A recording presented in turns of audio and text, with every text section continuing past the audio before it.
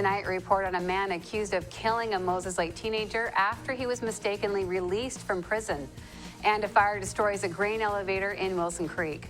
What's happening in sports, Bob? The 15th and final Ryan Flock Memorial Games played out at Big Bend Community College Saturday, and the Wild pick up back-to-back wins on their home ice. Here's a quick peek at our Weather Center forecast. Hi everyone, I'm Cristina Sanchez. We do have improving conditions as we go into the overnight hours. Another wave of moisture is moving in. That's going to bring some freezing rain and more snow. I'll have the details in just a bit. I'm Amber Jenks, and we have all this and much more on iFIBER 1 News. From the iFIBER 1 HD studio here in the heart of the Columbia Basin, this is iFIBER 1 News. Your #1 source for local news, sports headlines, and our very own Weather Center forecast covering the entire Columbia Basin. This is iFIBER 1 News, and it starts now.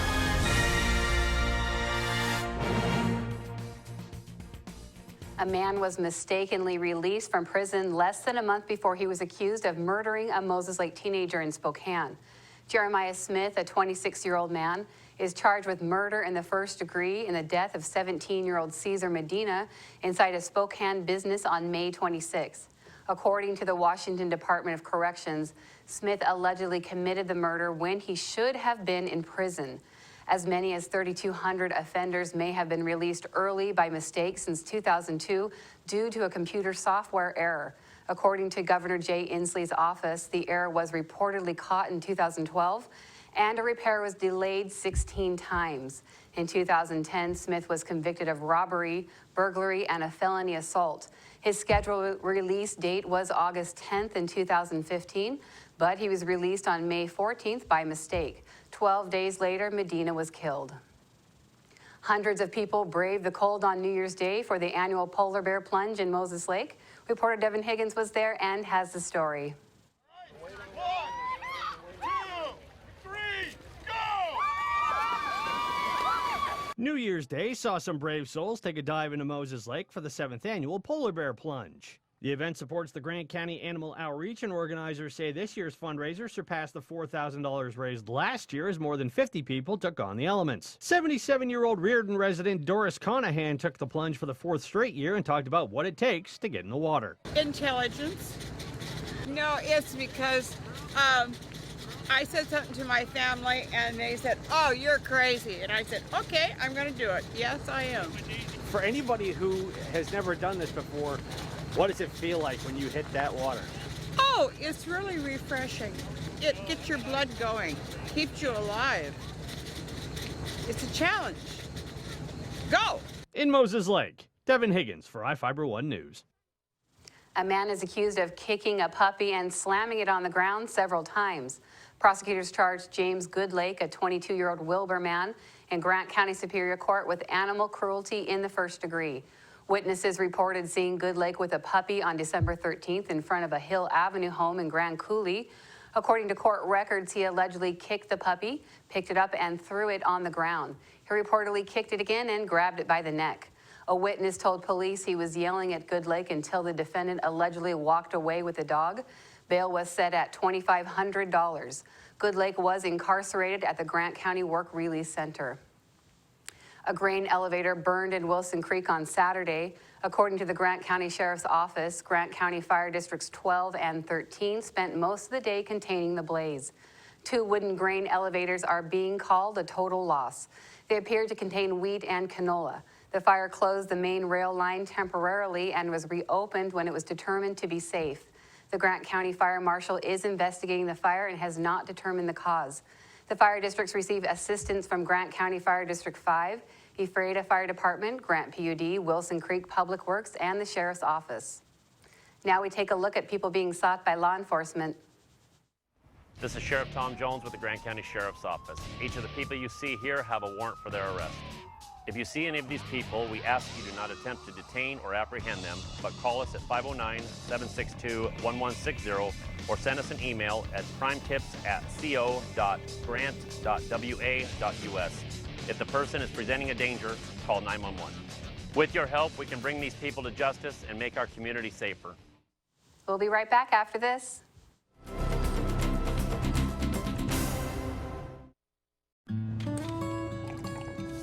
When the cold rolls in, it's time to turn on the heater and cozy up with a book. But turning up the heat can mean higher electric bills.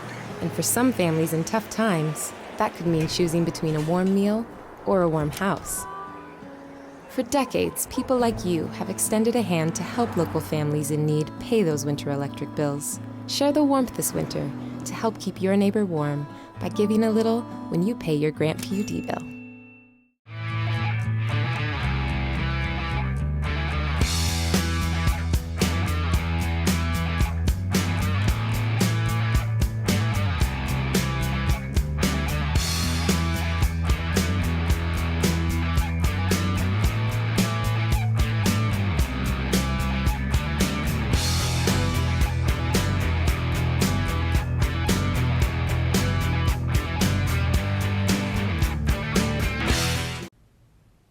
Welcome back, everyone. I'm Cristina Sanchez with your local weather segment brought to you by Barry Motors, one great place to buy and service a car. Within the next 24 hours, we're going to have an increase in temperatures. We're going to get closer to the average high temperature for this time of year.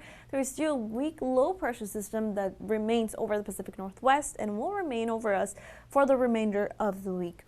Within our Columbia Basin, I expect to see some freezing rain as we head into Tuesday night. So on Wednesday morning, roads once again will remain very slick like what we saw this morning. So definitely be careful if you're heading out the door. This morning, temperatures right around the low 20s. Average low is 21. High temperature for today in the upper 20s. Our average high temperature for this time of year is right around 33. And for you in Moses Lake, your average high temperature is 34. Your high temperature today still below average for this time of year. Your low temperature right at that average low, which is 22. Temperatures right now, currently they're in the upper 20s, mostly cloudy skies, very light wind coming in from the north-northwest around 5 miles per hour. Here you can see multiple waves of moisture moving in from the Pacific, still bringing more rain, more showers, and snow showers as well for the western coast and also for the Rockies as we head into Tuesday. Once again on Wednesday, and another system approaches that's going to bring more rainfall. This will be a stronger system, and also it's going to bring moderate snowfall for portions of California and the Rockies. As we take a closer view within the Pacific Northwest, we're going to remain with mostly cloudy skies throughout the overnight hours, and as we head into this Tuesday, another round moving in that's going to bring more precipitation, showers along the coast, and for us also we're going to see some freezing rain, especially as we head into Tuesday night as those temperatures are going to be dropping.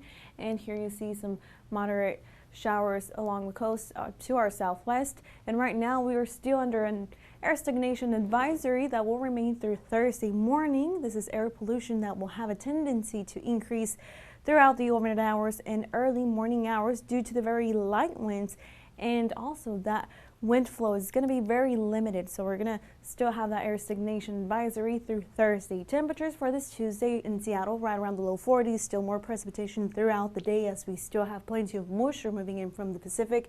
In the Yakima, highs right around the mid-30s for the inland northwest with mostly cloudy skies. And for us as we head into this Tuesday, we're going to see some precipitation. We still have that chance, especially for Tuesday night and throughout the overnight hours as we head into Wednesday. Freezing rain across the area. 34 as a high on Tuesday for us here in Ephrata, 35 for you in Moses Lake, mostly cloudy skies throughout the day and that freezing rain. So be careful if you're heading out the door on Wednesday morning, mostly cloudy skies, then foggy on Thursday with highs right around the mid-30s, low temperatures in the upper 20s.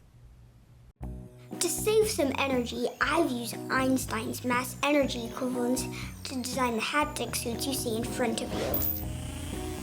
They will maintain our core body temperature while we completely turn off our heat and air conditioning. With the money we save on our Grant PUD bill, I'll be expecting that trip to Disneyland this year. You don't need to be a super genius to save energy and money. Visit grantpud.org to learn how. The new flamethrower cheeseburger now with a $5 lunch. I'm going flamethrower today. Remember what happened last time? I'm going flamethrower today. Gary, do you remember what happened last time? I'm going flamethrower today. Remember what happened last time?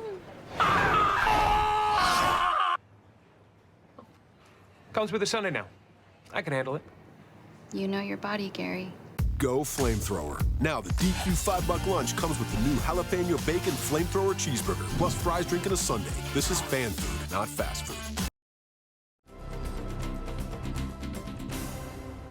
A fun time was had by all at the 15th and final Ryan Flock Memorial game Saturday at Big Bend Community College as current players took on the alumni. The games kicked off with the Lady Vikings taking on the alumni women. And one would think the younger gals would run circles around their elder stateswomen. Game winners with the ball.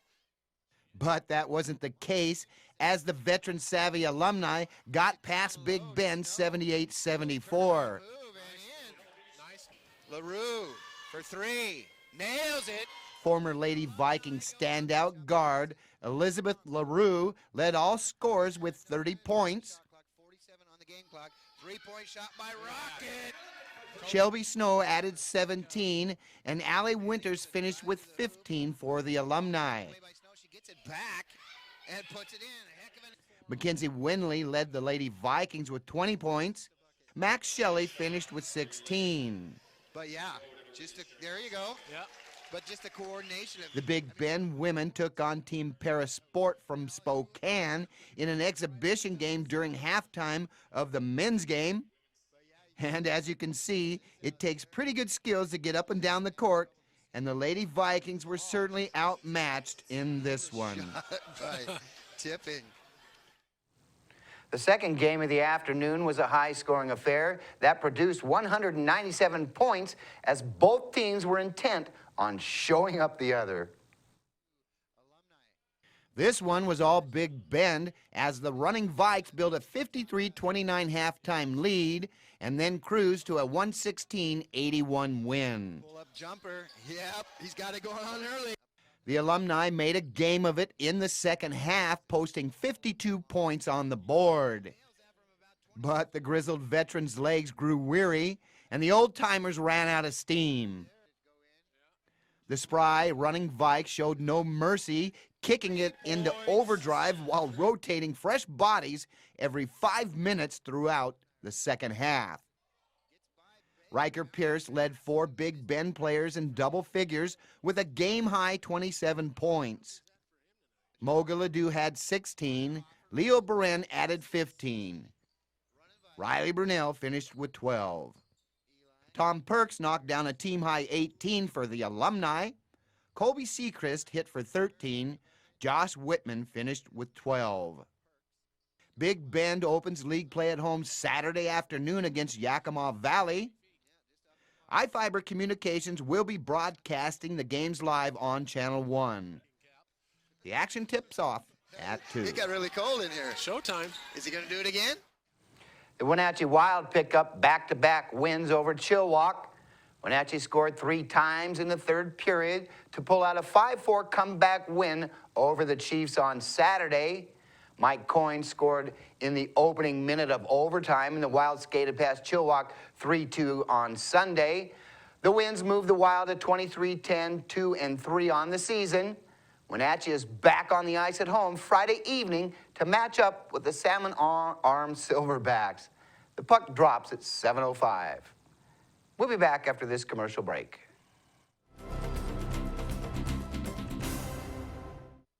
You don't have to drive to Seattle for exceptional cancer care. Confluence Health's cancer program delivers world-class care close to home. We have a highly experienced oncology team in a state-of-the-art facility, and we're a member of the Seattle Cancer Care Alliance, which gives our patients access to world-renowned therapies developed at Fred Hutchinson, the University of Washington Medicine, and Seattle Children's. Together with the SCCA, we're delivering world-class cancer care close to home. Well, one thing I knew from being a patient myself was that a dental office is a scary place to come to. And so we wanted everything possible to make sure that our office is a comfortable place for our patients to visit.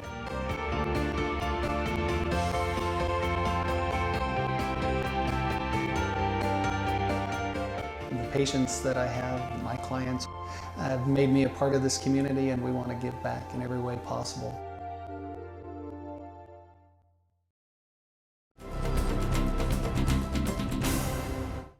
Our spotlight story tonight is about the 4th annual Sam Scramble in Ephrata, which honors an Ephrata girl who lost her battle with cancer on New Year's in 2012.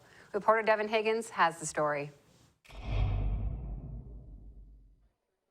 Ephrata residents braved the cold and slippery conditions to kick off the new year and help raise money for cancer research at the 4th annual Sam Scramble on Friday at the Ephrata Recreation Center. About 20 teams signed up for this year's event, which is part foot race and part scavenger hunt. The event honors Samantha Webb, a 9-year-old Ephrata resident who lost her battle with cancer on New Year's Day in 2002. Since 2013, the Scramble has raised more than $35,000 for Washington-based cancer charities. Proceeds from this year's event went to a cause that has a special meaning for event organizer Shannon Lowry. We are going to donate the bulk of the proceeds this year, and by the way, we've raised almost probably $6,000 this year, to a foundation called Cancer Can't. And for those of you that don't know what it supports, it was founded by my niece and my nephew-in-law, John and Becky Van Heulen.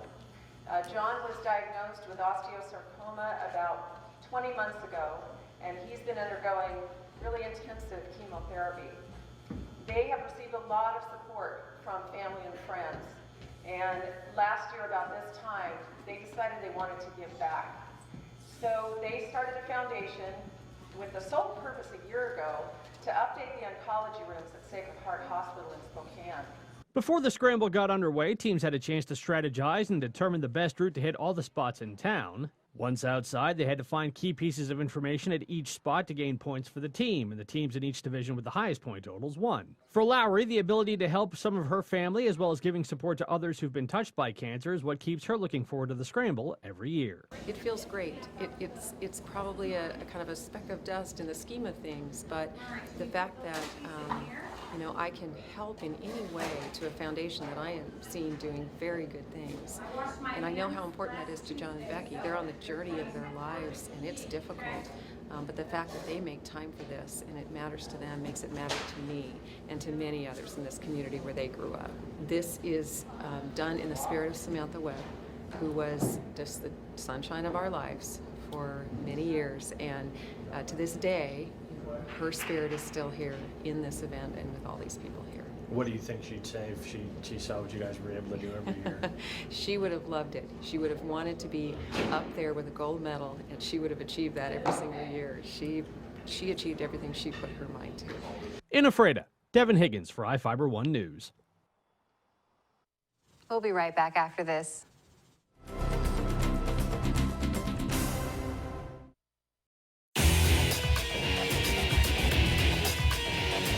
We are real students, and this really is our college. My dream will change the outcome of my life. My college is allowing me to achieve my dream. My dream is to be a pilot. My dream is to be a nurse. Only you can determine your dream. Big Bend will help you get there. What's your dream?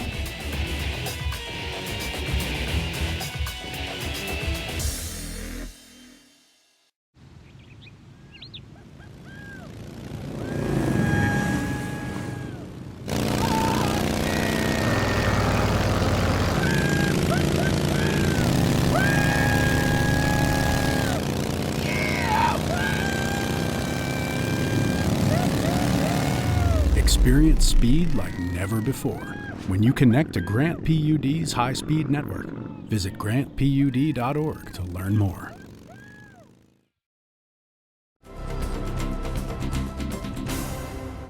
Welcome back. A man is accused of participating in a series of burglaries around Moses Lake in November and December. Prosecutors charged Daniel Lewis, a 24-year-old transient, in Grant County Superior Court with a residential burglary with a victim was present, 2 counts of residential burglary, trafficking in stolen property, and unlawful imprisonment. Lewis is accused of entering 3 homes and stealing things in early November. He allegedly stole a PlayStation 3 from a home on Loring Drive Northeast in Moses Lake. Police claim that they tracked the suspect to a home where a man said he bought the gaming console from Lewis. According to court records, he is accused of entering a home on Lindbergh Lane Northeast while the 80-year-old victim was lying in her bed.